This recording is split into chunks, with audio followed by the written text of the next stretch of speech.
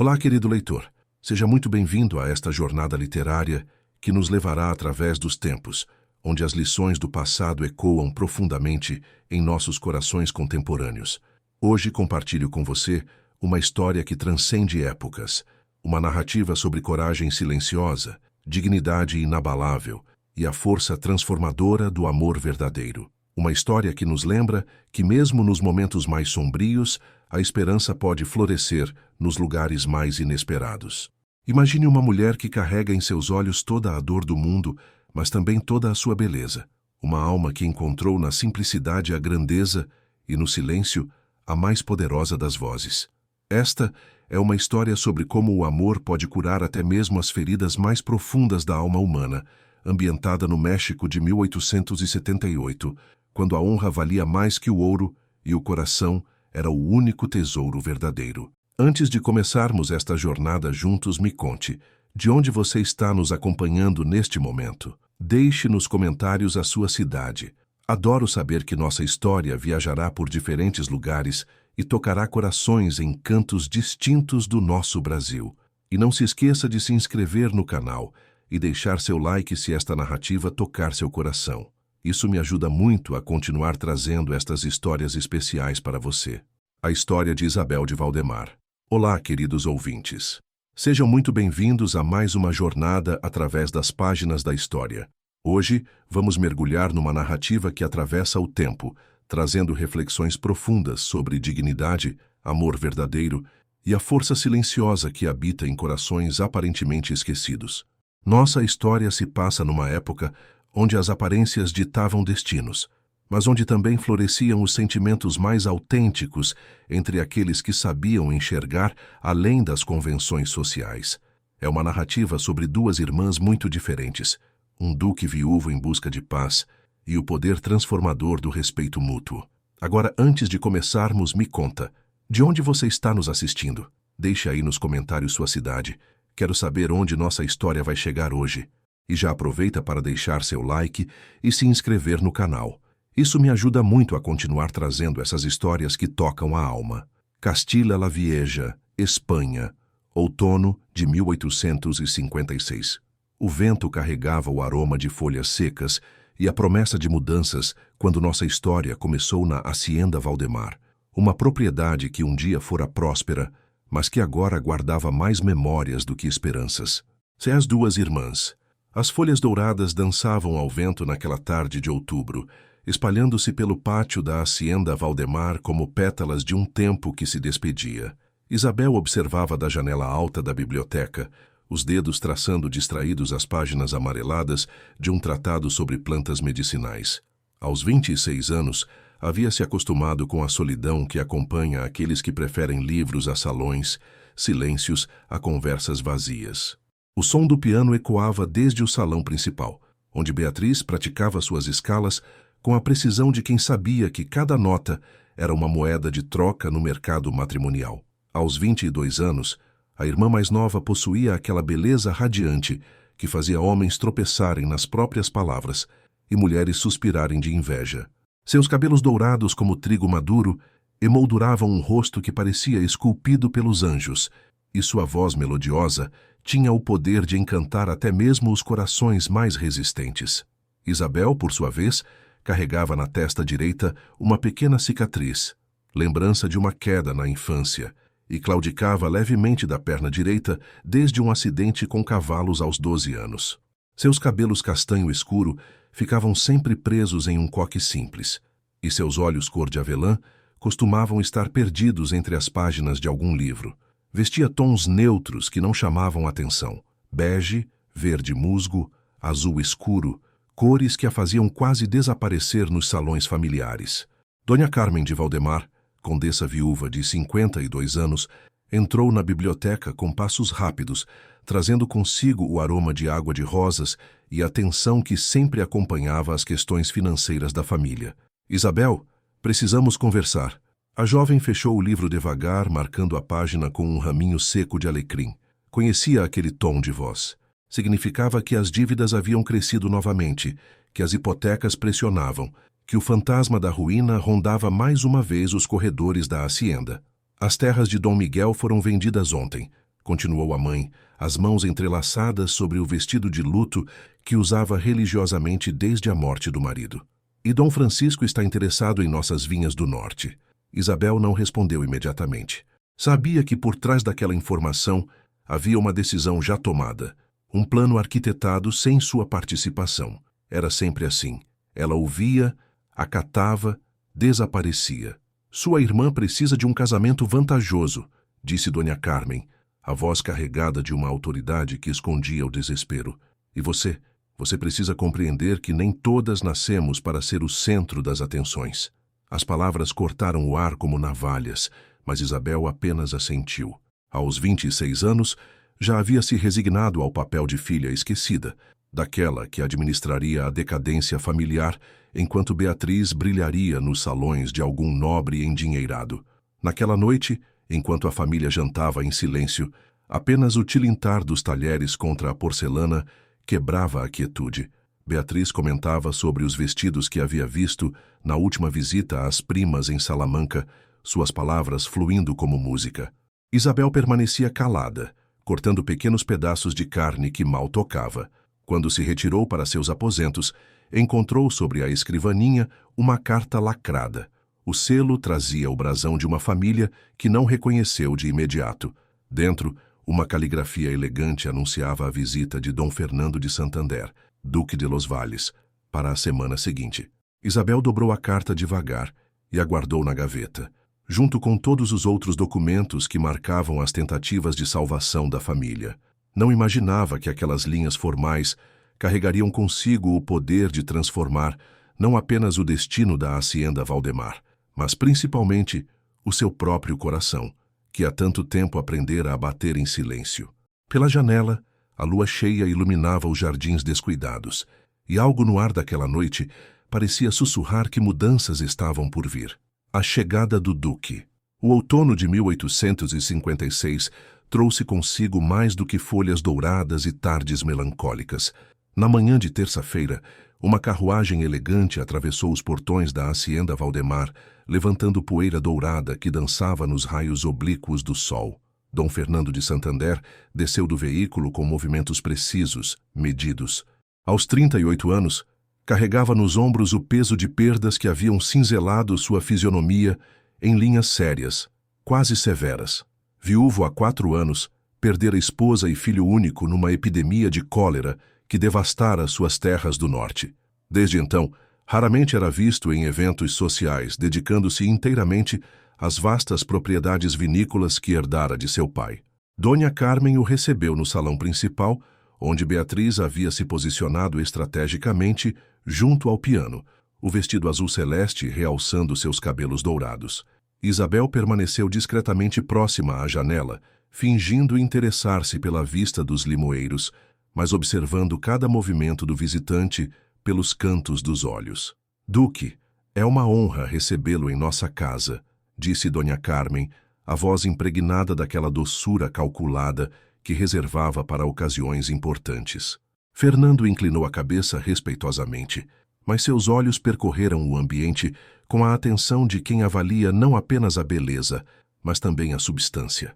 Notou os livros empilhados sobre a mesa lateral, as cortinas remendadas com cuidado, o piano bem afinado em contraste com as cadeiras que precisavam de nova tapeçaria.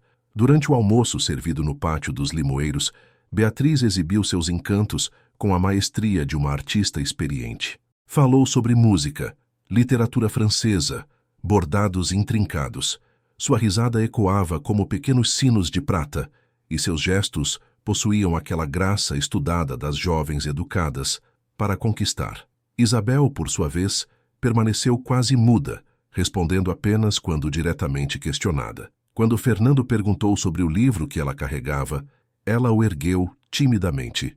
Tratado de Botânica Medicinal do Dr. Fernandes, murmurou, esperando o desdém educado que sempre acompanhava suas preferências intelectuais. Para sua surpresa, os olhos de Fernando se iluminaram com interesse genuíno. Conhece as propriedades da valeriana para distúrbios do sono? A pergunta pegou Isabel desprevenida. Durante os minutos seguintes, falaram sobre ervas medicinais, sobre a sabedoria popular versus a medicina acadêmica, sobre plantas que cresciam selvagens nos campos castelhanos. Beatriz observava com crescente irritação enquanto a conversação se desenrolava em territórios que ela não dominava. Foi quando o almoço se encerrava que Fernando surpreendeu a todos. Pousou o guardanapo devagar, ergueu-se e dirigiu-se diretamente a Dona Carmen. Senhora Condessa, gostaria de solicitar permissão para cortejar sua filha. Dona Carmen sorriu radiante, os olhos brilhando com alívio financeiro. Beatriz corou delicadamente, baixando os cílios numa demonstração de modéstia ensaiada. Refiro-me a Dona Isabel, completou Fernando. E o silêncio que se seguiu foi tão profundo que se podia ouvir o zumbido das abelhas nos limoeiros. A taça de vinho escorregou dos dedos de Dona Carmen, estilhaçando-se contra as pedras do pátio com um ruído que ecoou como um presságio. Beatriz empalideceu visivelmente, suas mãos tremendo sobre o tecido do vestido. Isabel, por sua vez, fechou lentamente o livro de botânica, como se precisasse de tempo para processar palavras que jamais esperara ouvir dirigidas a ela. Perdão? Balbuciou Dona Carmen. Solicito permissão para cortejar Dona Isabel, repetiu Fernando, a voz firme e serena. Se ela aceitar, naturalmente. Todos os olhos se voltaram para Isabel, que permaneceu imóvel por longos segundos como uma estátua de mármore. Quando finalmente ergueu o rosto, seus olhos cor de avelã encontraram os de Fernando com uma intensidade que nenhum dos presentes esperava. Preciso de tempo para refletir, disse simplesmente. Fernando assentiu respeitosamente. Naturalmente. Estarei hospedado na pousada da vila pelos próximos dias. Após sua partida, o silêncio na hacienda tornou-se quase sufocante. Beatriz retirou-se para seus aposentos sem dizer palavra, o som de seus passos ecoando como pequenas punhaladas nos corredores. Dona Carmen ficou parada no pátio, contemplando os cacos de vidro espalhados entre as pedras, como se tentasse decifrar alguma mensagem oculta naqueles fragmentos. Isabel subiu para a biblioteca e permaneceu ali até o anoitecer, o livro de botânica aberto em suas mãos, mas os pensamentos voando como folhas ao vento. Pela primeira vez em sua vida, alguém a havia escolhido, não por obrigação familiar, não por conveniência doméstica, mas por uma razão que ainda não conseguia compreender completamente. Do lado externo da janela, a lua crescente banhava os jardins com uma luz prateada, e Isabel sentiu que algo em seu peito, algo que julgara morto há muito tempo, começava timidamente a despertar. O acordo matrimonial. 3 dias se passaram como séculos na hacienda Valdemar. Isabel caminhava pelos jardins nas primeiras horas da manhã, quando o orvalho ainda perlava as folhas e o silêncio era quebrado apenas pelo canto discreto dos pardais. O livro de botânica permanecia esquecido sobre a escrivaninha, suas páginas amareladas guardando segredos que pareciam menos importantes do que o mistério que se instalara em seu coração. Dona Carmen observava a filha com uma mistura de perplexidade e frustração contida. Durante todas as refeições, lançava olhares significativos que Isabel fingia não perceber. Beatriz, por sua vez, mantinha um silêncio gélido, seus dedos atacando as teclas do piano com uma agressividade sutil que fazia as notas soarem como pequenos gritos de revolta. Na manhã do 4º dia, Isabel pediu que preparassem a carruagem menor. Vestiu seu melhor vestido, de tecido verde musgo que realçava discretamente seus olhos, e dirigiu-se à pousada da vila. Encontrou Fernando no pequeno jardim dos fundos, lendo correspondências junto a uma mesa de ferro forjado. Ele ergueu-se imediatamente ao vê-la, uma expressão de expectativa serena estampada no rosto. Dom Fernando, disse ela, a voz mais firme do que imaginara possível, aceito sua proposta de casamento. Ele assentiu devagar, como se tivesse certeza de que seria essa a resposta. Então me permita ser completamente honesto sobre minhas intenções, Dona Isabel. Conduziu-a até o interior da pousada, onde solicitou uma sala privada. Ali, sentados um diante do outro, Fernando falou com uma franqueza que ela jamais esperara de um pretendente. Não a cortejo por amor, senhora. Perdão pela brutalidade da confissão, mas considero a honestidade mais respeitosa que promessas vazias.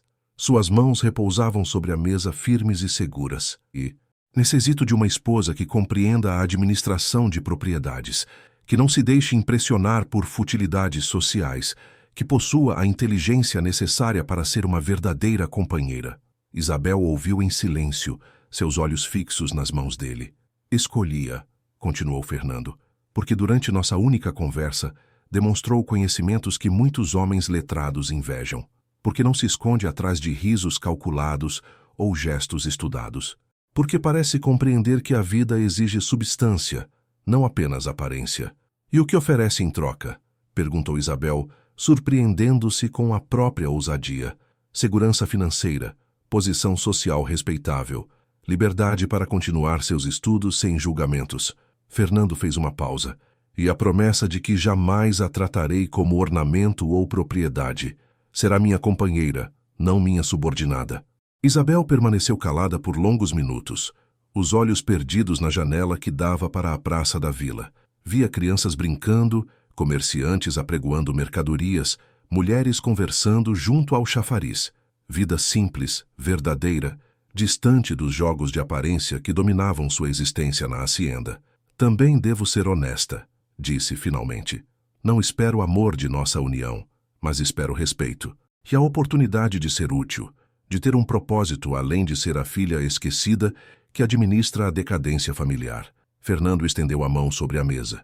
Então estamos de acordo.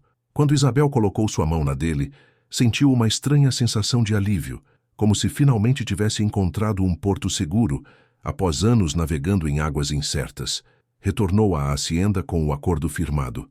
O casamento seria celebrado em 6 semanas, na igreja paroquial da vila. Fernando providenciaria o enxoval e as despesas da cerimônia, além de quitar as dívidas mais urgentes da família.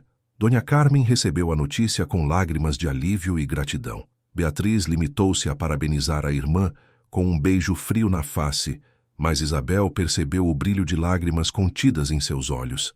Naquela noite, enquanto se preparava para dormir, Isabel encontrou um bilhete que alguém havia deslizado sob sua porta. A caligrafia era de Águeda, a velha governanta. Menina, ouvi o Duque conversando com seu administrador no jardim hoje cedo. Disse, é uma escolha prática, não sentimental. Com ela não correrei o risco de complicações emocionais. Isabel dobrou o papel devagar e o atirou às chamas da lareira. Assistiu-o queimar completamente antes de se deitar. As palavras doeram mais do que esperava, mas também trouxeram uma estranha clareza. Pelo menos sabia exatamente onde pisava. Fechou os olhos, ouvindo os sons noturnos da hacienda, o vento nas telhas, o uivo distante de algum cão, os passos suaves de alguém pelos corredores. Em 6 semanas, aqueles sons fariam parte apenas de suas memórias.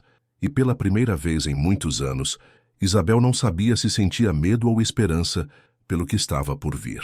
O início de um sentimento silencioso.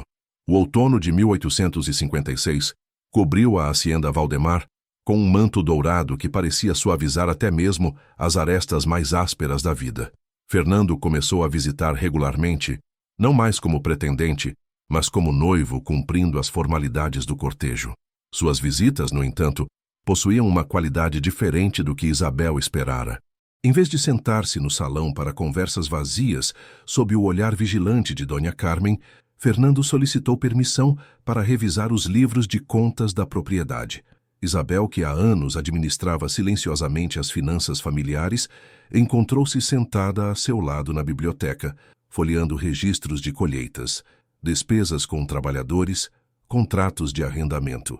Sua organização é notável, comentou ele numa tarde, os dedos traçando as colunas de números escritos pela caligrafia precisa de Isabel. Estes cálculos sobre rotação de cultivos, de onde veio esse conhecimento? Isabel corou levemente. Estudei secretamente os tratados agrícolas de meu pai. Sabia que um dia precisaria entender essas questões. Secretamente. Mulheres não devem se interessar por tais assuntos. Pelo menos era o que minha mãe repetia sempre. Fernando franziu o senho. Que desperdício de inteligência. Começaram uma rotina estranha e reconfortante. Pela manhã, Fernando inspecionava as vinhas com o administrador da hacienda. À tarde, ele e Isabel revisavam juntos os relatórios, discutindo melhorias, planejando investimentos para a próxima estação. Ele falava sobre as técnicas de vinicultura que aprendera com o pai, sobre as variações climáticas que afetavam as colheitas, sobre os mercados de vinho na França e Inglaterra. Isabel, por sua vez, compartilhava observações sobre os trabalhadores, sobre as necessidades da comunidade local, sobre pequenos detalhes que ela notara em anos de observação silenciosa. Fernando ouvia com atenção genuína, fazendo anotações, solicitando esclarecimentos.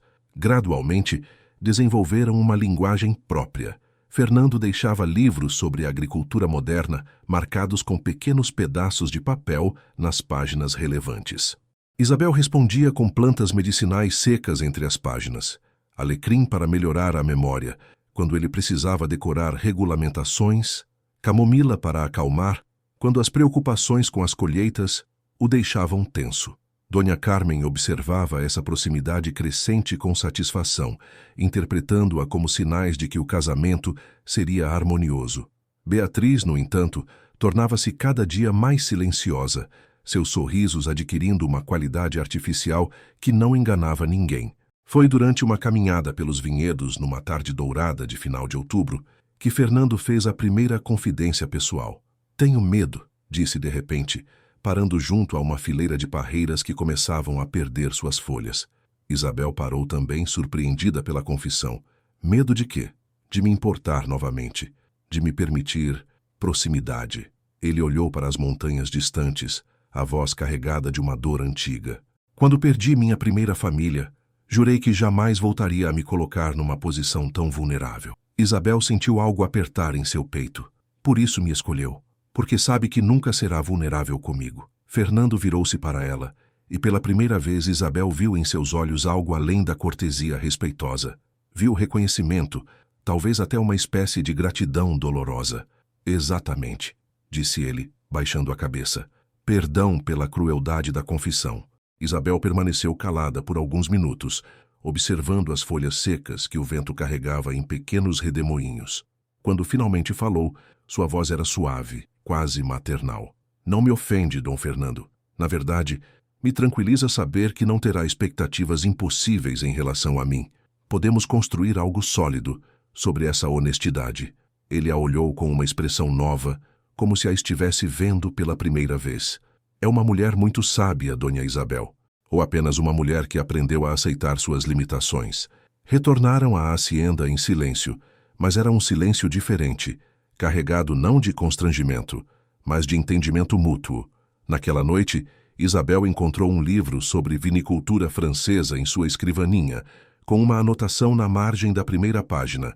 Suas observações sobre terroir são mais precisas que as do autor. F. Guardou a anotação como se fosse um tesouro.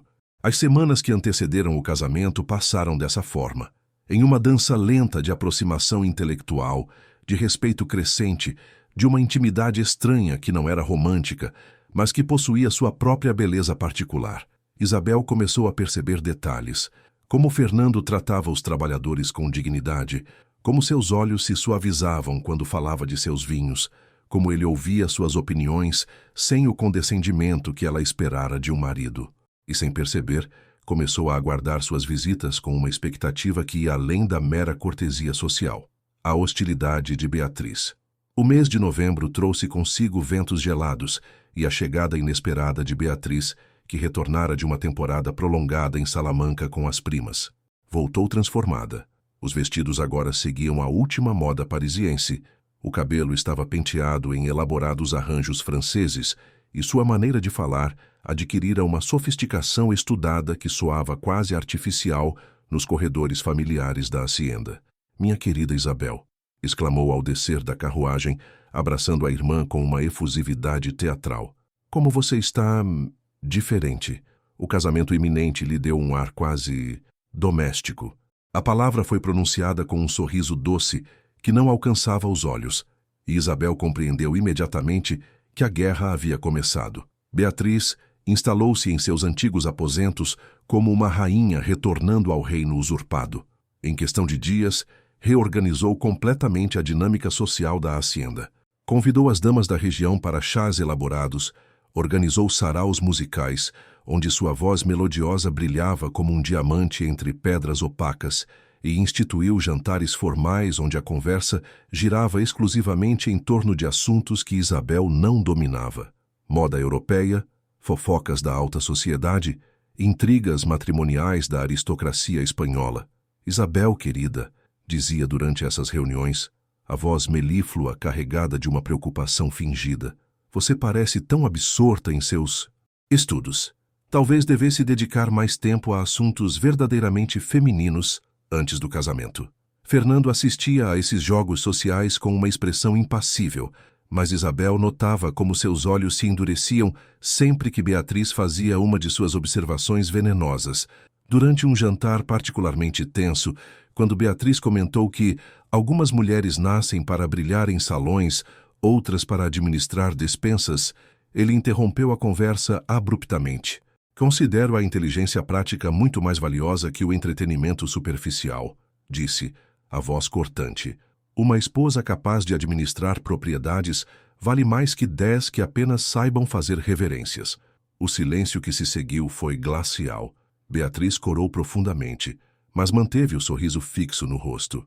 Naturalmente, Dom Fernando, cada homem tem suas preferências particulares. A palavra preferências foi pronunciada com uma entonação que sugeria algo quase patológico, como se Fernando sofresse de algum distúrbio do gosto. Isabel, por sua vez, sentia-se cada vez mais deslocada naqueles eventos sociais. Sua roupa simples contrastava com os vestidos elaborados das convidadas. Sua conversa hesitante empalidecia diante da eloquência brilhante de Beatriz. Seus conhecimentos sobre medicina popular pareciam tão relevantes quanto receitas de cozinha em meio às discussões sobre literatura francesa e óperas italianas. Foi durante um desses saraus que Beatriz executou seu golpe mais cruel. Havia convidado Dom Carlos de Mendoza, jovem conde conhecido por sua beleza e eloquência, e orquestrou cuidadosamente uma demonstração de seus talentos. Tocou Chopin com virtuosismo que arrancou suspiros de admiração, recitou poemas em francês com pronúncia perfeita e dançou uma valsa com Dom Carlos que fez todas as presentes sussurrarem de inveja. Isabel, disse quando a música terminou, dirigindo-se à irmã com um sorriso radiante, por que não nos mostra também suas habilidades? Tenho certeza de que Dom Fernando ficaria orgulhoso. Isabel sentiu todas as atenções voltarem-se para ela. Suas mãos tremeram ligeiramente enquanto se dirigia ao piano, consciente de que sua técnica rudimentar seria uma sombra pálida da performance que acabara de presenciar. Começou uma peça simples, mas seus dedos tropeçaram nas teclas, produzindo acordes desafinados que ecoaram no salão como pequenas humilhações. Talvez Isabel prefira nos contar sobre suas ervas medicinais, sugeriu Beatriz quando o constrangimento tornou-se insuportável. É um conhecimento tão útil para uma dona de casa. Fernando levantou-se abruptamente, a cadeira raspando contra o chão de mármore com um ruído áspero. Com licença, disse oferecendo o braço a Isabel. Minha noiva e eu temos assuntos importantes a discutir sobre nossas propriedades. Conduziu Isabel para fora do salão, sob os olhares perplexos dos convidados. Caminharam em silêncio até a biblioteca, onde ele fechou a porta suavemente. Perdão, murmurou Isabel, as lágrimas ameaçando transbordar. Eu não deveria ter tentado tocar. Não se desculpe, disse Fernando, a voz mais suave que ela jamais ouvira. Nunca se desculpe por não ser aquilo que não é. Aproximou-se da janela, contemplando os jardins onde as primeiras geadas do inverno começavam a cobrir as plantas. Sabe por que me interesso por vinicultura, Isabel? Perguntou inesperadamente. Porque as melhores uvas não são as mais bonitas. São as que crescem em terrenos difíceis, as que enfrentam verões escaldantes e invernos rigorosos. O sofrimento as torna mais complexas, mais interessantes. Virou-se para ela, e Isabel viu em seus olhos uma intensidade que a surpreendeu. Prefiro uma conversa substancial a 10 recitais brilhantes. Prefiro uma mulher que conhece o valor do trabalho a uma que conhece apenas o valor da admiração. Naquela noite, depois que os convidados se retiraram, Isabel permaneceu longo tempo na biblioteca, relendo as anotações que Fernando deixara nas margens de seus livros. Pela primeira vez em semanas, sorriu genuinamente. Do lado externo da porta, Beatriz observava pela fresta, seus olhos azuis brilhando com uma mistura de raiva e determinação que prenunciava tempestades ainda maiores. A confissão. A chuva tamboriletava insistente contra as janelas da biblioteca naquela noite de fins de novembro, criando uma sinfonia melancólica que ecoava pelos corredores silenciosos da Hacienda Valdemar. Isabel havia se retirado para seus aposentos mais cedo, alegando dor de cabeça, na verdade fugindo de mais um jantar onde Beatriz exibia seus encantos como armas de guerra. Passava das 10 horas quando desceu novamente, envolvida em um xale de lã, buscando na solidão da biblioteca o consolo que os livros sempre lhe ofereceram. Parou surpresa ao encontrar Fernando ali, debruçado sobre mapas das propriedades espalhados pela grande mesa de carvalho. A luz dourada das velas criava sombras dançantes em seu rosto, revelando uma expressão de cansaço que ele raramente permitia que outros vissem. Dom Fernando, murmurou, hesitando na soleira da porta. Perdão por interromper. Ele ergueu os olhos, e Isabel notou algo diferente em sua expressão. Uma vulnerabilidade que a proximidade do casamento parecia ter despertado. Entre, por favor, disse, gesticulando para que ela se aproximasse. Na verdade, gostaria de conversar consigo. Isabel fechou a porta suavemente e aproximou-se da mesa, onde reconheceu os mapas das terras que em breve seriam também suas. Fernando indicou uma cadeira próxima e ela se sentou, o coração batendo de forma estranha. Tenho sido injusto consigo, disse ele Tenho sido injusto consigo, disse ele de repente, as palavras saindo como se tivessem sido represadas por muito tempo. E desonesto também. Isabel permaneceu imóvel, as mãos entrelaçadas sobre o colo, esperando. Quando a pedi em casamento, disse que era uma escolha prática, sem complicações emocionais. Fernando passou a mão pelos cabelos, desfazendo o penteado cuidadoso. Acreditava nisso quando disse. Pensava que seria seguro. A chuva intensificou-se, e um raio distante iluminou momentaneamente a janela, seguido pelo rumor grave do trovão. Mas não tem sido seguro, continuou ele, a voz baixa, quase um sussurro. Comecei a observá-la mais do que deveria. A notar como trata os criados com gentileza genuína, como seus olhos se iluminam quando fala de suas plantas, como escuta com atenção real quando alguém lhe conta suas dificuldades. Isabel sentiu o coração acelerar, mas não ousou interrompê-lo. Começou a importar-me mais do que planejei, admitiu Fernando, finalmente erguendo os olhos para encontrar os dela. E isso me apavora. O silêncio que se seguiu foi carregado de uma tensão diferente de todas as que haviam compartilhado antes. Isabel estudou o rosto dele, procurando sinais de que aquilo era algum tipo de cortesia social elaborada, mas encontrou apenas honestidade crua. Também tenho medo, disse ela finalmente, surpreendendo-se com a própria coragem. Medo de começar a esperar coisas que você não pode dar. Medo de me tornar uma responsabilidade emocional que você não desejou. Fernando estendeu a mão sobre a mesa, palmo para cima, numa oferta silenciosa. Isabel hesitou apenas um momento, antes de colocar a sua sobre a dele. O toque foi simples, mas carregado de um significado que nenhum dos dois estava preparado para nomear. Talvez possamos ter medo juntos, disse ele, e descobrir onde isso nos leva. Naquela noite não falaram de amor, nem de paixão. Falaram de perda, de expectativas frustradas, de como a vida os havia forçado a construir muros ao redor do coração. Falaram de plantas que crescem em terrenos áridos, de vinhos que precisam de tempo para revelarem sua verdadeira qualidade, de como algumas das mais belas coisas da vida nascem da paciência e do cuidado silencioso. Quando Isabel finalmente subiu para seus aposentos, levava consigo não uma declaração de amor, mas algo talvez mais precioso, a certeza de que Fernando a via verdadeiramente, com todas as suas imperfeições e peculiaridades, e escolhia ficar mesmo assim. Do lado externo de sua janela, a tempestade começou a amainar, deixando apenas o som suave da chuva que escorria pelas telhas, como uma promessa de que dias mais claros estavam por vir. O casamento. A manhã de 15 de novembro de 1856 amanheceu cristalina, com um frio seco que fazia o ar cintilar como pequenos diamantes. A igreja paroquial da vila havia sido preparada com simplicidade elegante. Ramalhetes de alecrim e rosas brancas enfeitavam os bancos, e o altar estava coberto com um tecido de linho bordado pelas mulheres da comunidade. Isabel acordou antes do amanhecer, tomada por uma estranha serenidade. Não sentia os nervos habituais de uma noiva. Em seu lugar, havia uma sensação de que estava finalmente caminhando em direção ao lugar onde deveria estar. Águeda, a velha governanta, ajudou-a a vestir o traje nupcial, um vestido de seda cor creme, cortado com elegância simples que realçava sua figura discreta.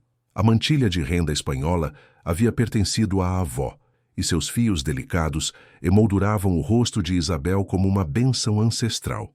"Está linda, menina", murmurou Águeda, os olhos úmidos de emoção. Seu pai ficaria orgulhoso.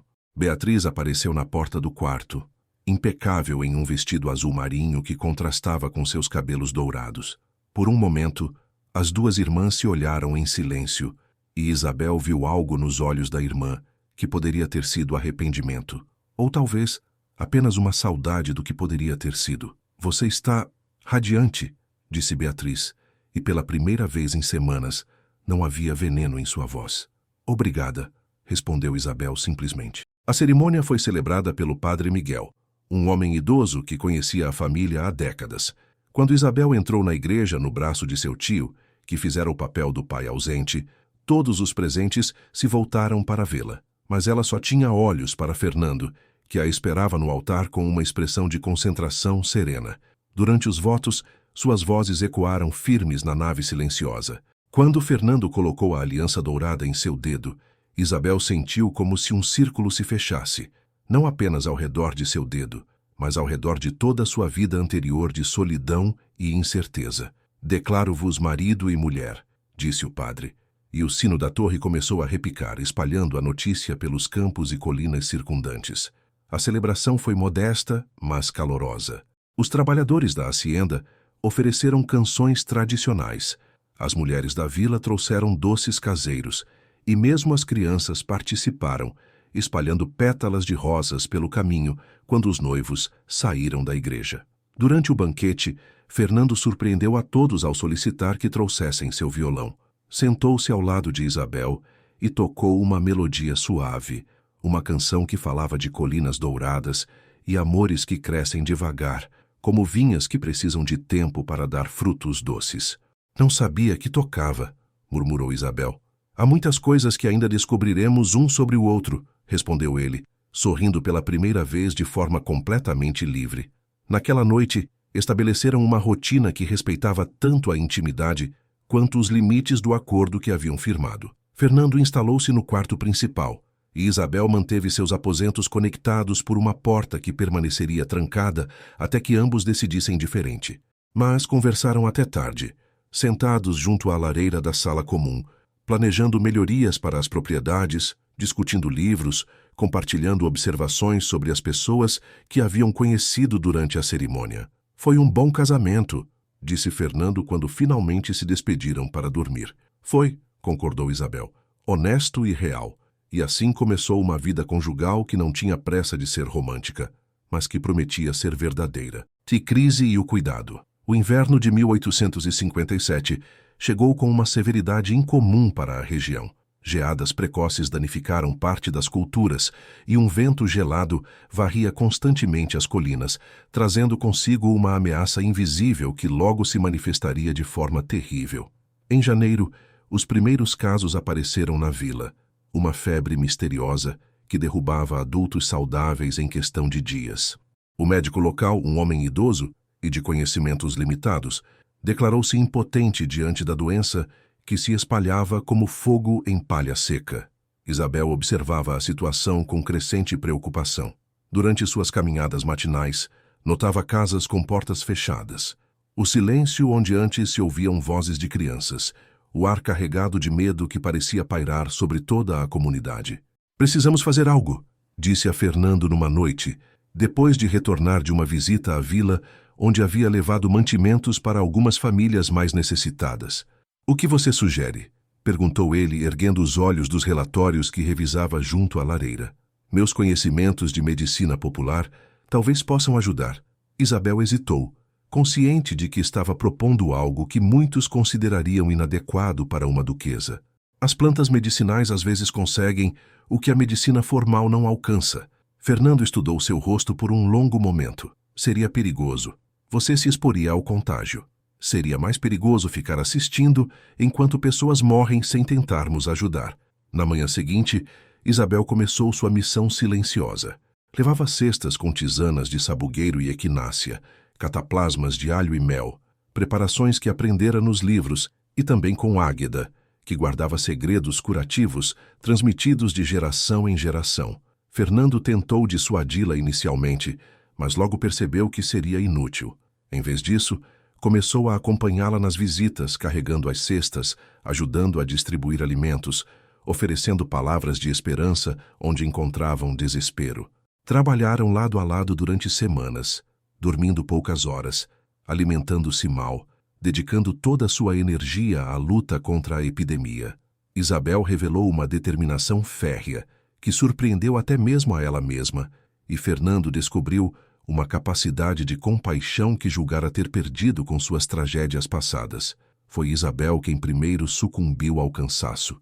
Numa manhã gelada de fevereiro, Fernando a encontrou desmaiada na cozinha, onde preparava mais um lote de medicamentos. Sua pele estava ardendo em febre, e ela murmurava palavras desconexas sobre receitas e dosagens. Fernando carregou-a nos braços até seus aposentos e, pela primeira vez desde o casamento, cruzou a porta que os separava.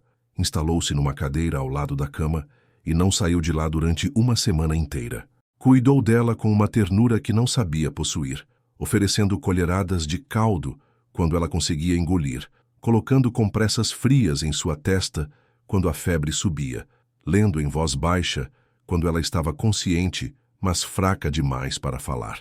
Durante os delírios da febre, Isabel murmurava sobre plantas e pessoas, sobre sua infância solitária, sobre o medo de nunca ser suficiente para ninguém.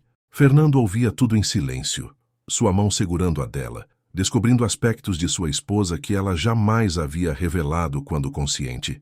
"Por favor, não me deixe", murmurou ela numa noite especialmente difícil, os olhos brilhando com a febre e um medo infantil. "Jamais", respondeu ele, e percebeu que não era apenas uma promessa de cuidado médico.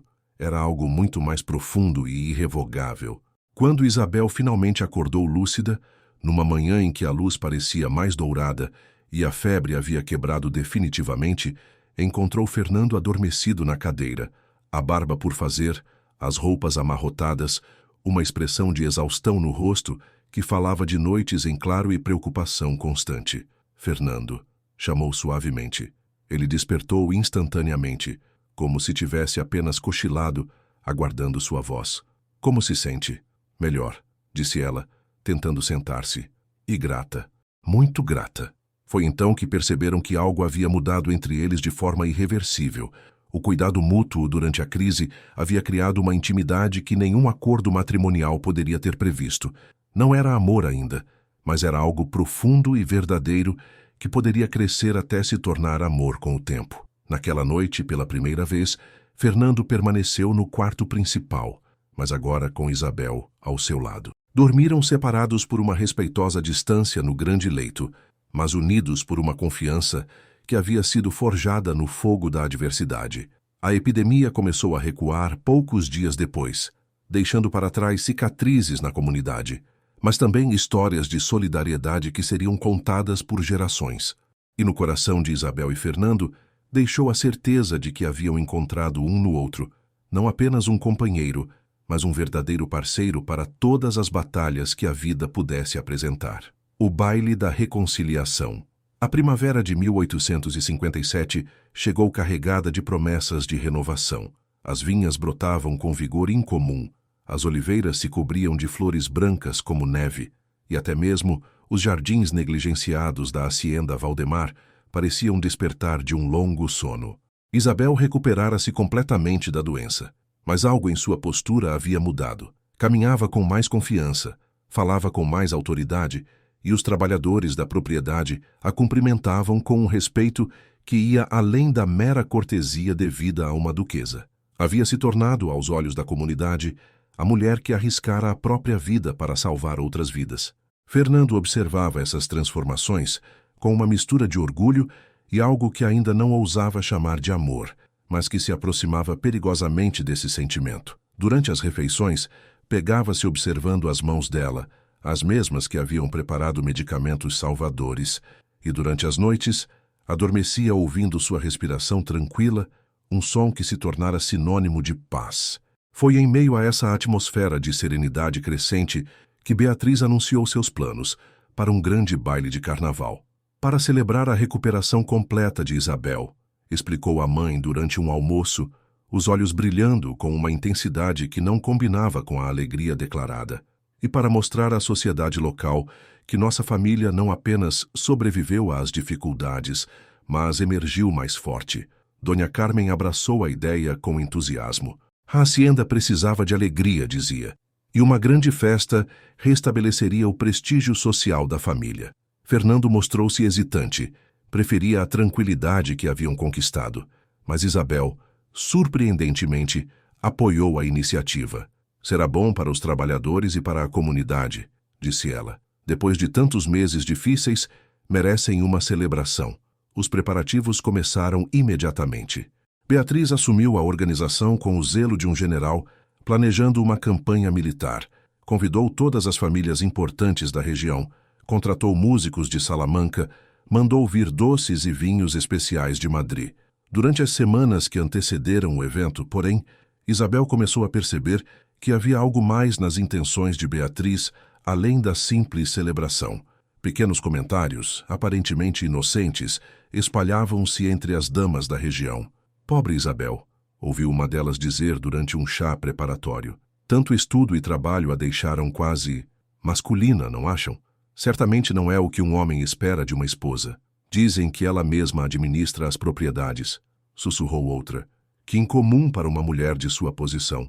E aquela obsessão por plantas medicinais, quase como uma curandeira de aldeia, completou uma terceira. Isabel ouvia tudo em silêncio, reconhecendo a mão de Beatriz por trás desses venenos sutis. Sua irmã estava tentando minar sua reputação, sugerir que o casamento com Fernando havia sido um erro, que ele merecia uma esposa mais feminina. Na noite do baile, a hacienda Valdemar resplandecia como não acontecia há anos. Centenas de velas iluminavam os salões. As mesas curvavam-se sob o peso de iguarias refinadas, e os jardins haviam sido decorados com lanternas coloridas que criavam uma atmosfera mágica. Beatriz estava deslumbrante num vestido de seda azul turquesa que realçava seus olhos e fazia sua pele parecer translúcida.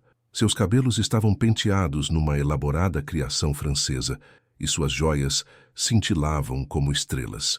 Ao lado dela, Isabel parecia quase invisível em seu vestido de veludo verde escuro, simples mas elegante.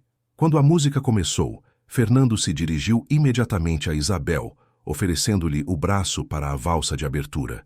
Foi um gesto que não passou despercebido a ninguém. Tradicionalmente, o anfitrião dançava primeiro com a dama mais importante entre as convidadas. Está linda esta noite, murmurou ele enquanto a conduzia pelo salão. E você está mentindo, respondeu Isabel com um sorriso. Mas agradeço a gentileza. Não estou mentindo, insistiu Fernando, fazendo-a girar com graça inesperada. Há uma luz em seus olhos que não existia antes. É a luz de alguém que conhece seu próprio valor. Durante toda a valsa, Fernando não tirou os olhos dela. Quando a música terminou, em vez de procurar outras parceiras como ditava a etiqueta, permaneceu ao lado de Isabel, conversando com os convidados, incluindo-a em todas as discussões, solicitando sua opinião sobre assuntos diversos. Beatriz observava da outra extremidade do salão, seu sorriso se tornando mais forçado a cada minuto que passava. Havia planejado aquela noite como uma demonstração de que ainda era a verdadeira estrela da família, mas Fernando parecia determinado a transformá-la numa celebração de Isabel. O ponto alto da noite chegou quando Fernando solicitou silêncio e subiu numa pequena plataforma improvisada. Amigos, disse, a voz ecoando pelo salão silencioso. Gostaria de aproveitar esta ocasião para falar publicamente sobre minha esposa. Isabel sentiu o coração acelerar, sem saber o que esperar. Durante a epidemia que atingiu nossa região, Isabel arriscou sua própria vida para salvar outras.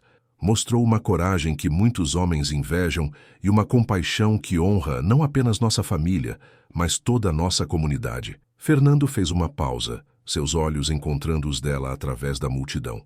Sou um homem privilegiado por chamá-la de esposa. O aplauso que se seguiu foi caloroso e genuíno. Isabel corou profundamente, mas havia algo novo em sua postura. Uma dignidade que não precisava mais se esconder. Beatriz permaneceu imóvel no meio da multidão que aplaudia, compreendendo finalmente que havia perdido não apenas uma batalha, mas a guerra inteira. Sua beleza, por mais deslumbrante que fosse, não podia competir com o respeito genuíno que Fernando sentia por Isabel. Quando os convidados finalmente se retiraram nas primeiras horas da manhã, Isabel e Fernando permaneceram no jardim, contemplando as lanternas que ainda brilhavam entre as árvores. Obrigada, disse ela simplesmente. Pelo quê? Por me escolher novamente. Publicamente desta vez. Fernando virou-se para ela, e à luz dourada das lanternas, Isabel viu em seus olhos algo que fez seu coração bater de forma totalmente nova. Isabel, disse ele, a voz baixa e carregada de emoção, preciso confessar algo. Ela esperou, mal respirando. Já não é mais uma escolha prática. Já não é mais conveniência ou segurança. Ele parou, procurando as palavras certas. Você se tornou necessária para mim de uma forma que nem eu mesmo compreendo completamente. Era a confissão mais próxima do amor que qualquer um deles havia feito, e por alguns momentos permaneceram em silêncio, absorvendo o peso e a beleza daquelas palavras. Naquela noite, quando se retiraram para seus aposentos, a porta entre seus quartos permaneceu aberta pela primeira vez desde o casamento, não por paixão, mas por uma intimidade mais profunda, a certeza de que haviam encontrado um no outro não apenas um companheiro, mas um verdadeiro lar. O florescimento do amor. A primavera de 1857 transformou-se gradualmente no verão mais dourado que a região conhecera em décadas. As vinhas de Fernando produziam cachos generosos, as oliveiras carregavam-se de frutos prometedores e até mesmo os jardins antes negligenciados da hacienda Valdemar floresciam sob os cuidados conjuntos de Isabel e do velho jardineiro.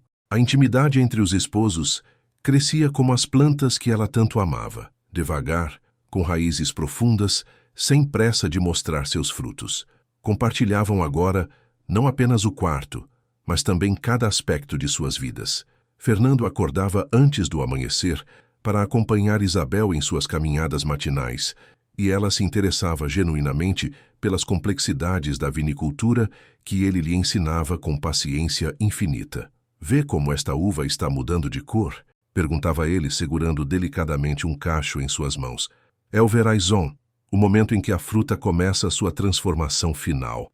Isabel observava, fascinada não apenas pelo processo, mas pela paixão que Fernando demonstrava ao falar de seu trabalho. Havia uma poesia em sua maneira de descrever os ciclos da videira, os segredos do terroir, a alquimia misteriosa que transformava uvas simples em vinhos nobres. É como magia, murmurava ela, provando uma uva que ele lhe oferecia. É paciência, corrigia Fernando sorrindo, e fé de que o tempo revelará a verdadeira qualidade. Essas palavras ecoavam entre eles como uma metáfora de seu próprio relacionamento. Não havia pressa para declarações grandiloquentes ou gestos dramáticos. Em vez disso, construíam dia após dia uma intimidade feita de pequenos cuidados, respeito mútuo e admiração crescente. Isabel começou a ganhar reconhecimento além das fronteiras da propriedade. Suas preparações medicinais haviam salvado muitas vidas durante a epidemia, e agora pessoas vinham de vilas distantes procurar seus remédios e conselhos. Fernando assistia a essa transformação com orgulho mal contido. A duquesa sábia era como começavam a chamá-la nas tavernas e mercados. Aquela que sabe curar com plantas e também administrar terras como um homem. O elogio teria ofendido muitas mulheres de sua posição, mas Isabel sorria quando Fernando lhe contava esses comentários. Havia encontrado seu propósito, sua identidade, além de ser simplesmente a esposa de alguém. Durante as noites, estabeleceram rituais próprios. Fernando tocava violão enquanto Isabel bordava ou preparava tisanas para o dia seguinte.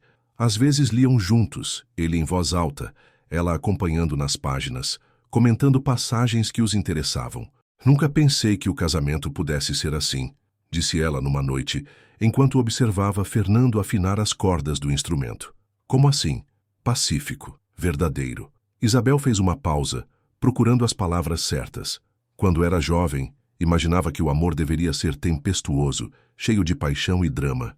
Agora percebo que prefiro isto, esta tranquilidade que não é vazia, mas cheia de significado. Fernando parou de tocar e olhou para ela com uma expressão que Isabel não soube interpretar completamente. Isabel, disse ele, a voz suave, você sabe que que meus sentimentos por você mudaram, não sabe? Era a pergunta que pairava entre eles há semanas, esperando o momento certo para ser formulada. Sim, respondeu ela simplesmente. Os meus também. E isso não a assusta? Isabel considerou a pergunta com a seriedade que merecia. Assusta um pouco, mas não tanto quanto a ideia de nunca ter conhecido isso. Naquela noite, pela primeira vez, dormiram verdadeiramente juntos, não apenas dividindo o mesmo leito por conveniência ou proximidade, mas unidos pelo reconhecimento mútuo de que algo precioso havia nascido entre eles. Durante o dia trabalhavam lado a lado com uma eficiência que surpreendia a todos. Fernando implementava as sugestões de Isabel sobre o bem-estar dos trabalhadores, criando melhores condições de moradia e estabelecendo um pequeno dispensário médico na propriedade. Isabel, por sua vez, estudava técnicas agrícolas modernas, correspondia-se com especialistas de outras regiões, transformava-se numa verdadeira sócia nos negócios familiares. Somos uma boa equipe, comentou Fernando um dia, observando os relatórios anuais que mostravam a propriedade mais próspera do que estivera em décadas. Somos, concordou Isabel, e havia em sua voz uma satisfação profunda que ia muito além do sucesso comercial. Beatriz, que havia permanecido na hacienda após o baile, observava essas transformações com uma mistura de resignação e algo que poderia ter sido inveja genuína. Não inveja da posição de Isabel, mas da harmonia que ela havia encontrado. Algo que Beatriz, com toda sua beleza e charme, ainda não conseguira alcançar. Vocês são felizes, disse ela a Isabel numa tarde, enquanto observavam Fernando explicar algo sobre enxertia aos trabalhadores mais jovens. Somos, respondeu Isabel, surpreendida pela sinceridade da observação. É estranho, continuou Beatriz. Sempre pensei que a felicidade deveria ser mais ruidosa. Isabel olhou para a irmã, vendo pela primeira vez não a rival que a havia torturado, mas uma jovem mulher confusa sobre o que realmente desejava da vida. Talvez existam diferentes tipos de felicidade, disse suavemente. E talvez a sua ainda esteja por vir.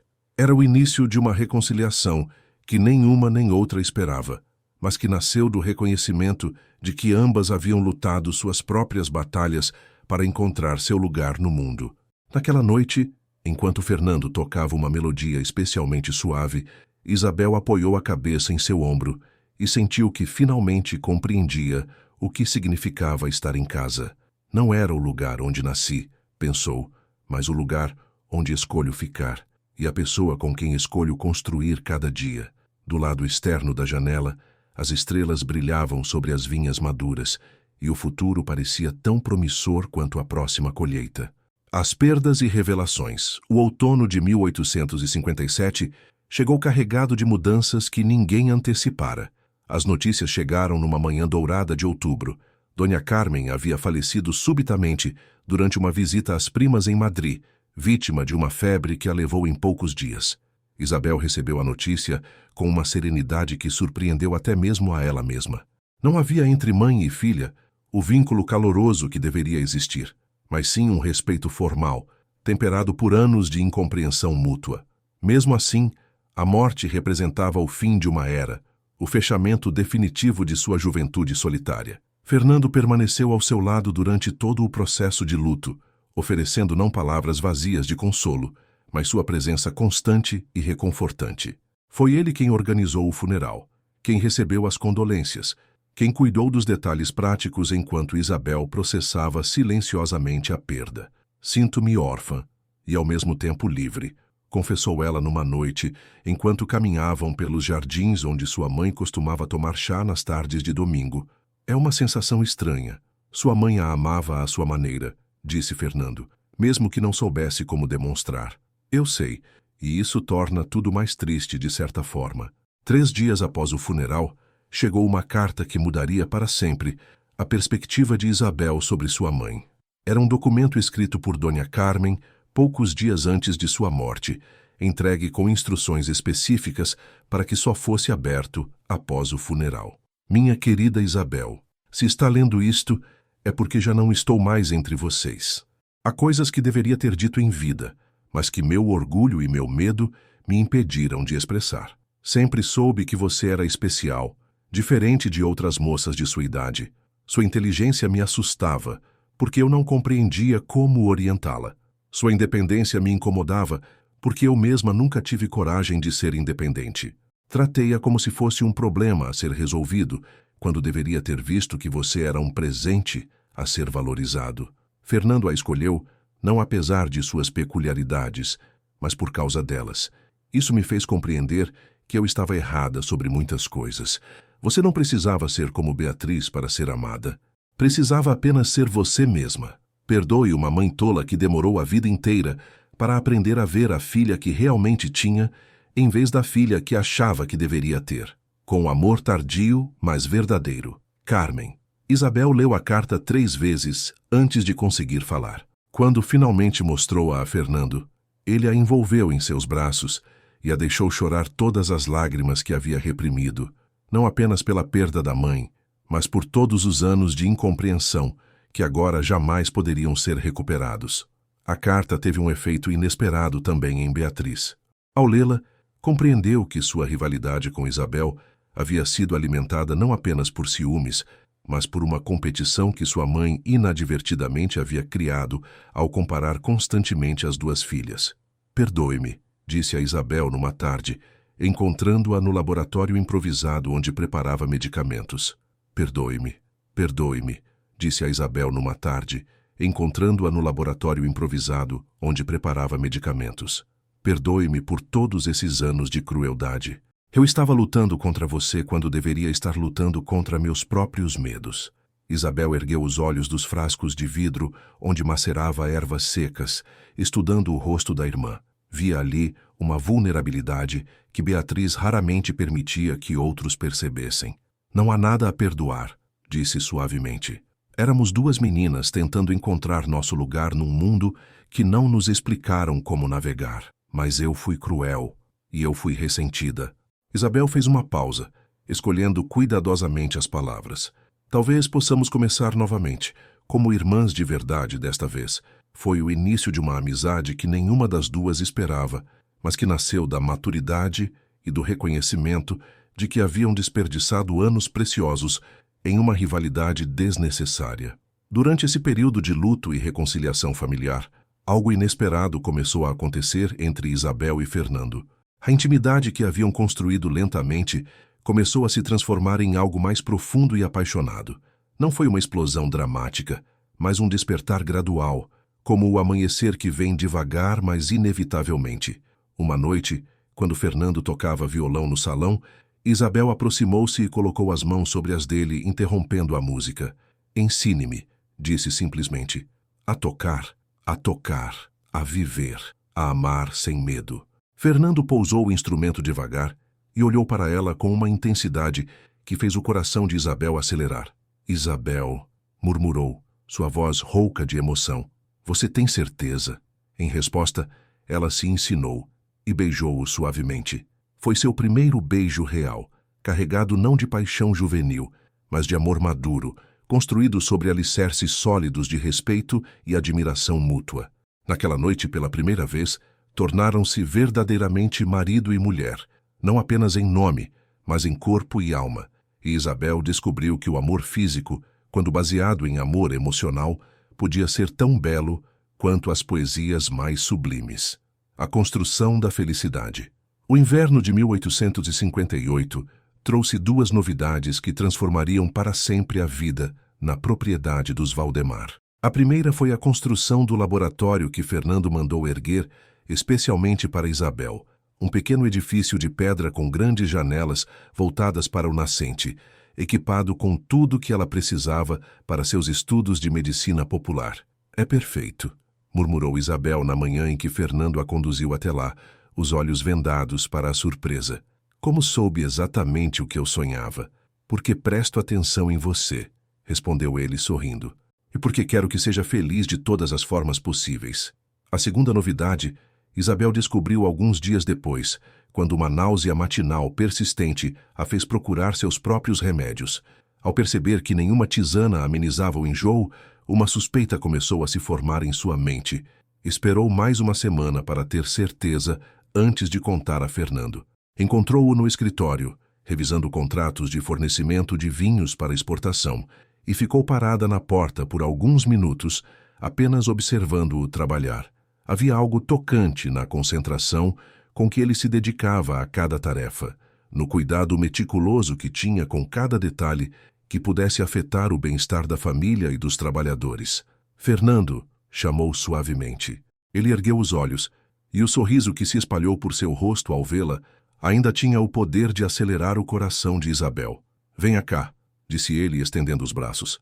Estava sentindo sua falta. Isabel aproximou-se e se acomodou em seu colo, apoiando a cabeça em seu ombro. Ficaram assim por alguns minutos em silêncio, ele acariciando seus cabelos, ela respirando o aroma familiar de sua pele. Tenho algo para lhe contar, disse finalmente. Estou ouvindo. Vamos ter um filho. Fernando ficou imóvel por um longo momento, como se precisasse de tempo para processar as palavras. Depois, delicadamente, afastou Isabel para poder olhar em seus olhos. Tem certeza? Tenho. Todos os sinais estão lá. O sorriso que iluminou o rosto de Fernando foi como o nascer do sol, lento, mas transformador. Ele a envolveu em seus braços e a beijou com uma ternura que falava de gratidão, alegria e uma promessa silenciosa de proteção eterna. Já não és conveniência, és necessidade, murmurou contra seus lábios. Já não és escolha, és destino. Eram as palavras mais próximas de uma declaração de amor que Fernando jamais pronunciara, e Isabel as guardou no coração como se fossem joias preciosas. A gravidez transcorreu tranquilamente. Isabel continuou seus trabalhos no laboratório, moderando apenas as atividades mais pesadas. Fernando tornara-se ainda mais atencioso, se isso era possível, certificando-se de que ela descansasse adequadamente, alimentasse-se bem e não se expusesse a nenhum risco desnecessário. Beatriz permaneceu com eles durante todo esse período, revelando-se uma companhia surpreendentemente agradável. Havia amadurecido muito desde a morte da mãe, desenvolvendo uma perspectiva mais profunda sobre a vida e os relacionamentos.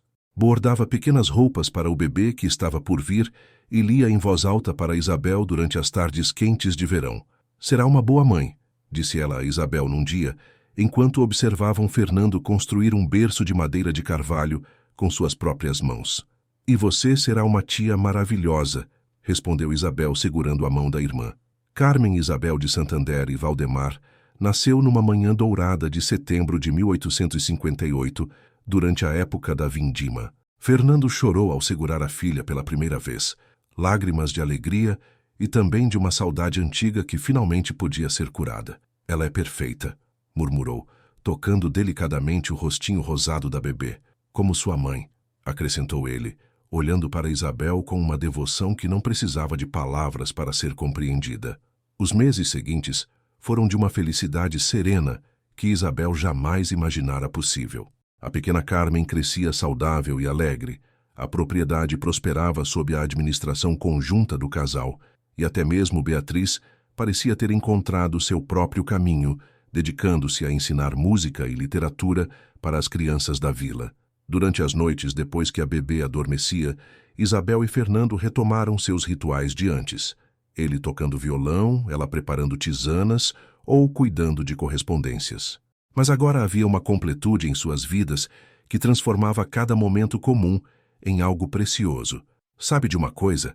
Disse Isabel numa dessas noites, enquanto amamentava Carmen e observava Fernando afinar o instrumento. Não mudaria nada do que vivemos.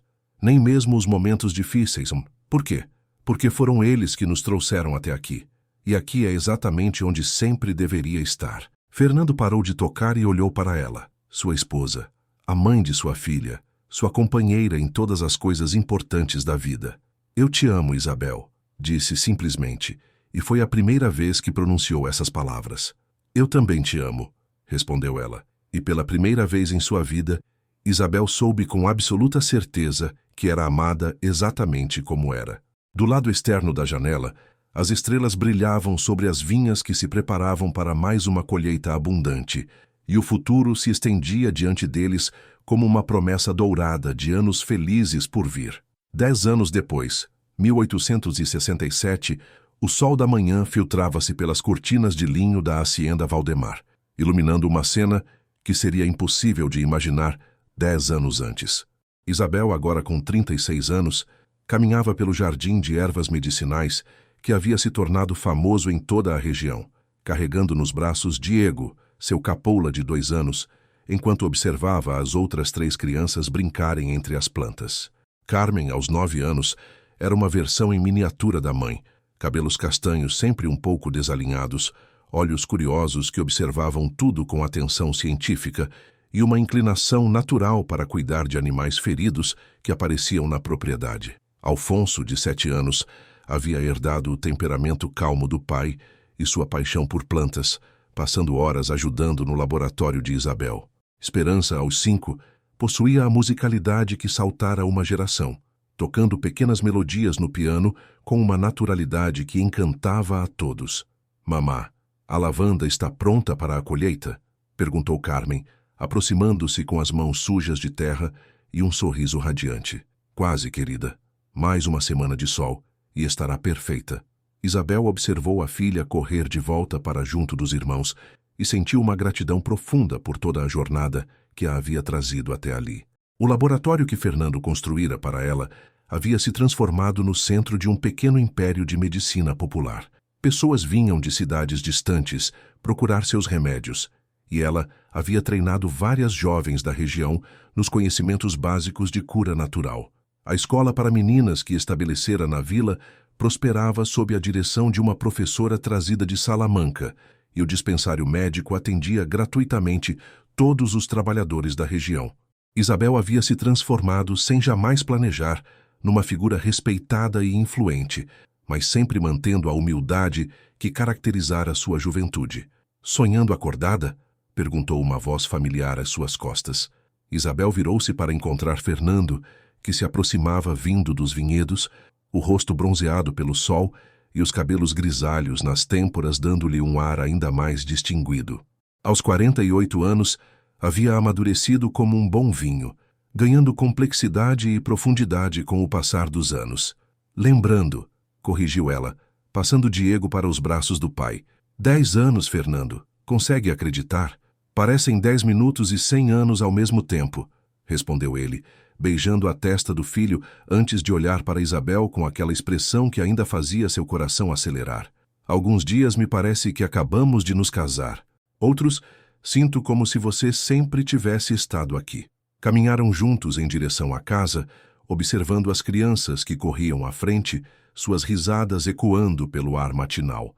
A propriedade havia se transformado dramaticamente ao longo dos anos, não apenas em termos de prosperidade material, mas em atmosfera. Onde antes reinava uma melancolia resignada, agora vibrava com vida, propósito e alegria genuína. Recebi uma carta de Beatriz ontem, comentou Isabel. Está feliz em Barcelona. O marido é um bom homem, dizem, e ela merece felicidade, respondeu Fernando. Todos merecemos encontrar nosso lugar no mundo. Beatriz havia se casado 2 anos antes com um comerciante próspero e gentil, um viúvo com 2 filhos pequenos que a adoravam. Embora o casamento não tivesse gerado filhos biológicos, ela havia encontrado na maternidade adotiva uma realização que suas ambições sociais juvenis jamais lhe proporcionaram. Suas cartas eram cheias de histórias sobre as travessuras das crianças e os projetos beneficentes que organizava para viúvas e órfãos da cidade. Às vezes penso, continuou Isabel, que todas nós, mulheres, passamos a juventude tentando nos encaixar em moldes que outras pessoas criaram para nós.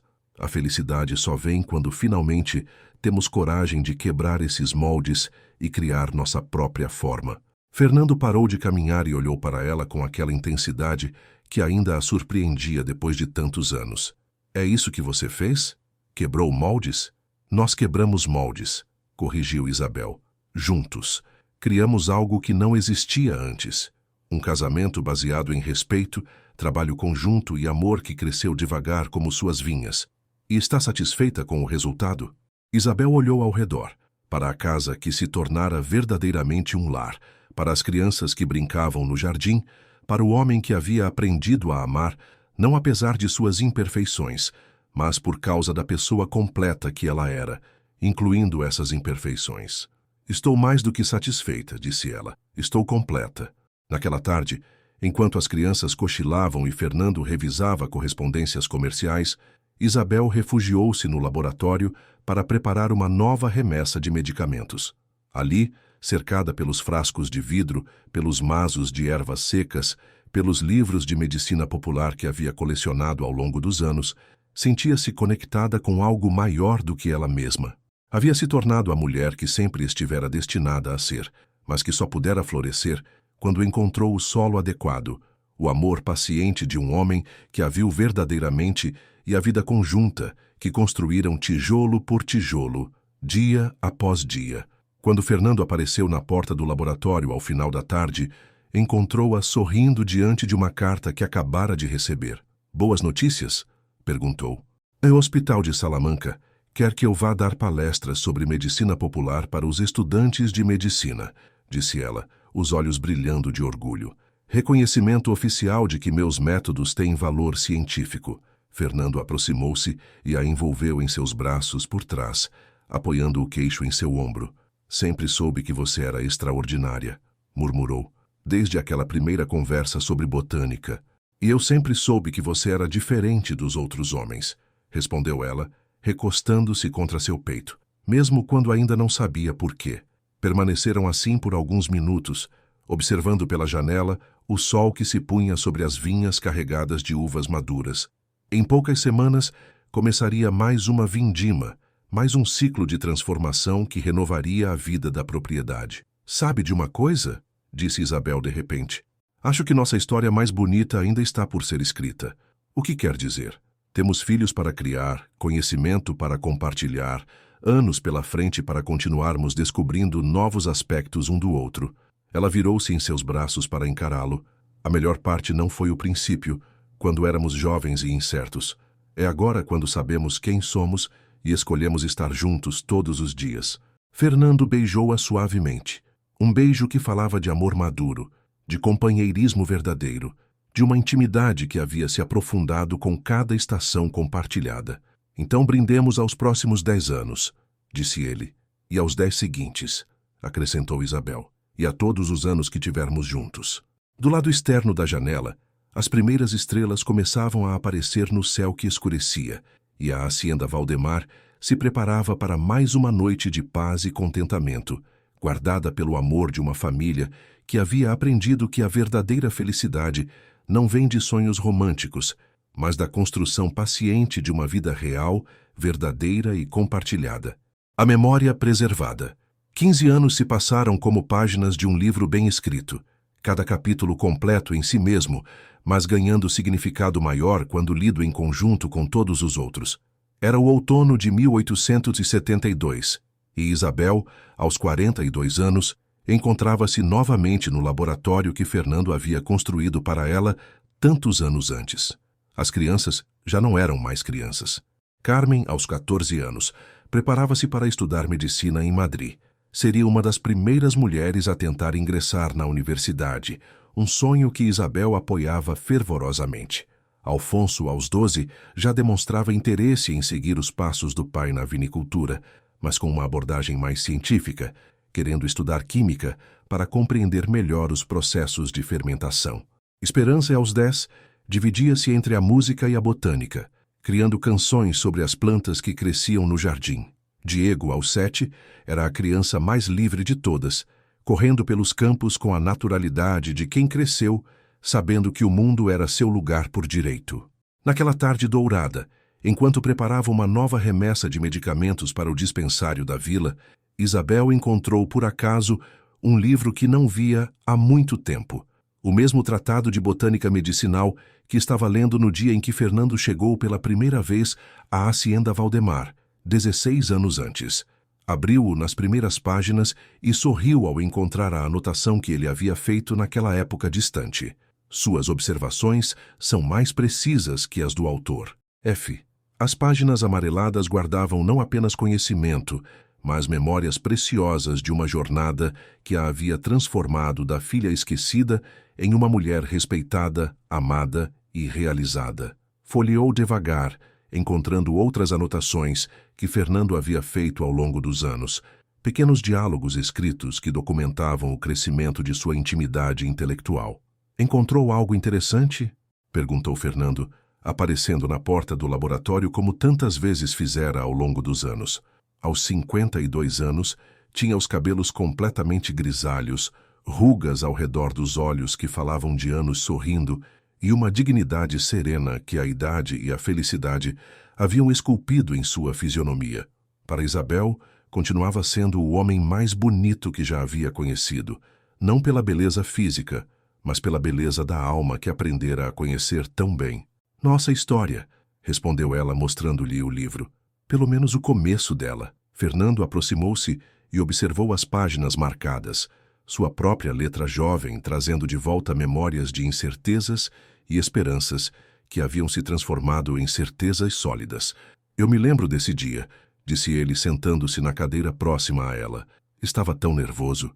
Vinha com a intenção de pedir Beatriz em casamento, porque era o que se esperava de um homem em minha posição. E o que mudou? Você falou sobre valeriana para distúrbios do sono, e percebi que pela primeira vez em anos, alguém estava conversando comigo sobre algo que realmente importava, em vez de apenas fazer conversação social. Fernando sorriu, tocando delicadamente na mão dela. Naquele momento, soube que havia encontrado alguém com quem poderia construir algo real, mesmo sabendo que eu era... Isabel hesitou, ainda sensível depois de tantos anos aos aspectos de si mesma que a sociedade considerava imperfeições. Especialmente porque você era exatamente como era, interrompeu Fernando. Isabel, você ainda não compreendeu completamente, não é? Não me apaixonei por você apesar de sua inteligência, de sua independência, de sua maneira única de ver o mundo. Me apaixonei por você por causa dessas qualidades. Eram palavras que ele havia dito de diferentes formas ao longo dos anos, mas que ainda tinham o poder de emocionar Isabel profundamente. Haviam construído um amor que não dependia de paixão juvenil ou idealizações românticas, mas de conhecimento verdadeiro, aceitação completa e escolha diária de permanecerem juntos. Sabe o que mais me surpreende quando olho para trás? Disse Isabel, fechando o livro devagar. É perceber que conseguimos, que realmente funcionou. O que funcionou? Nosso acordo, nosso casamento prático que se transformou em amor verdadeiro, nosso projeto de construir uma vida baseada em respeito e companheirismo. Ela fez uma pausa, contemplando o laboratório que se havia tornado símbolo de sua realização pessoal. Quantos casamentos começam com grandes promessas de amor eterno e terminam em amargura? Nós começamos com honestidade sobre nossas limitações e construímos algo mais sólido do que a maioria das pessoas consegue imaginar. Fernando levantou-se e caminhou até a janela, observando as vinhas que se preparavam para mais uma colheita. As mesmas vinhas que havia mostrado a Isabel em seu primeiro outono juntos, quando ainda eram estranhos tentando decifrar o mistério um do outro. Tem razão, disse ele. Talvez a verdadeira magia não esteja nos contos de fadas, mas em duas pessoas imperfeitas que decidem crescer juntas, dia após dia, estação após estação. E continuar escolhendo uma a outra, mesmo quando descobrem aspectos menos atraentes uma da outra, acrescentou Isabel rindo. Especialmente então, concordou Fernando, retornando para sentar-se ao lado dela. É fácil amar alguém quando essa pessoa está no seu melhor momento. O verdadeiro amor é quando você a vê no pior momento e ainda assim pensa, é com esta pessoa que quero dividir minha vida.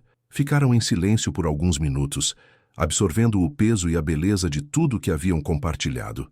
Do lado externo da janela, podiam ouvir as vozes das crianças que brincavam no jardim, perpetuando o ciclo de vida e alegria que eles haviam iniciado. E agora? Perguntou Isabel. O que virá a seguir para nós? Mais do mesmo, respondeu Fernando sorrindo. Mais vindimas, mais primaveras, mais filhos crescendo e seguindo seus próprios caminhos. Mais livros lidos juntos, mais problemas resolvidos em equipe, mais noites tranquilas ao lado da lareira. Mais amor construído dia a dia, completou Isabel. Exatamente. E talvez seja essa a verdadeira definição de felicidade. Não um momento de êxtase, mas uma vida inteira de momentos comuns transformados em preciosos pela presença da pessoa certa. Quando o sol se pôs naquela tarde de outono, Isabel guardou cuidadosamente o livro de botânica na prateleira especial onde mantinha seus tesouros mais queridos. Ali estava toda a documentação de sua transformação, desde a jovem tímida que se escondia atrás de páginas amareladas até a mulher confiante que havia encontrado sua voz e seu lugar no mundo. Naquela noite, como em tantas outras ao longo dos anos, Fernando tocou violão enquanto Isabel preparava tisanas para o dia seguinte. Era um ritual simples, quase doméstico, mas carregado de todo o amor e intimidade que haviam cultivado pacientemente. "Sabe de uma coisa?", disse Isabel enquanto etiquetava frascos de camomila. Se pudesse voltar ao passado e falar com aquela moça que conheceu há 16 anos, o que diria a ela? Fernando parou de tocar e considerou a pergunta com seriedade. Diria para ter paciência, que as melhores coisas da vida não vêm rapidamente, mas valem a espera, e que às vezes o amor mais profundo cresce nos terrenos mais improváveis. Ele sorriu. E você? O que diria àquela Isabel jovem? Diria que ela estava certa em acreditar que merecia ser amada exatamente como era, e que a felicidade não é encontrada, é construída, tijolo por tijolo, dia por dia, escolha por escolha. Do lado externo da janela, as estrelas brilhavam sobre a hacienda Valdemar, guardando segredos de amor, paciência e sabedoria que seriam transmitidos às próximas gerações. E no coração de Isabel e Fernando floresceu a certeza de que haviam criado algo maior do que eles mesmos. Uma família, um legado, uma história de amor que provava que os finais mais felizes são aqueles que não terminam, mas que continuam se escrevendo a cada novo amanhecer. Ali na tranquilidade daquela noite de outono, rodeados pelos frutos de anos de trabalho conjunto e amor paciente, Isabel e Fernando souberam que haviam encontrado a forma mais pura de felicidade, a alegria silenciosa de duas almas que se reconheceram, se escolheram e decidiram caminhar juntas através de todas as estações da vida.